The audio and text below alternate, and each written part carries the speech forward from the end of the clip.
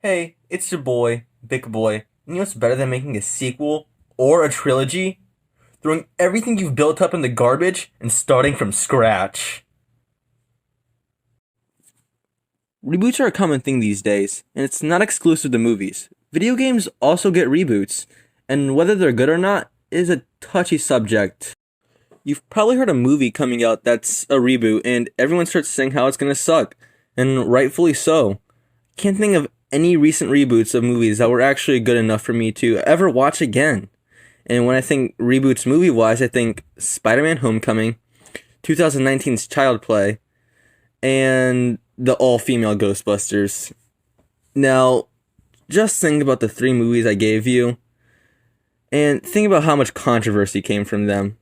Every single one seemed to be bad, except for Spider-Man. Spider-Man can never do anything wrong. Never mind. Now, video games are a bit weird when they get reboots, as most games that are reboots are just the same game, but with a new coat of paint. Some examples are Mortal Kombat and Punch-Out Wii.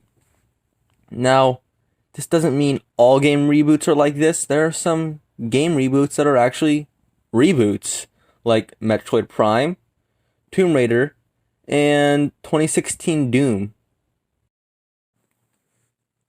Now, the difference between these two groups of games is that one of these is just the same game with maybe a different story, and the other is a new game with new story and new gameplay. Now, we went over video game reboots and movie reboots, but why are people so hesitant about these coming out? It's mostly because companies just use popular names to sell something they know nobody cares about. But because it says Conker's Bad Fur Day, they know at least catch somebody's eye. Movies are a bit different, as movies have a bigger audience, as no matter the age, everyone can watch a movie, so when they make a movie they have to worry about a lot, like story, pacing, and making an all-female cast. Cast for movies is something that has gotten so big it's gotten pretty controversial.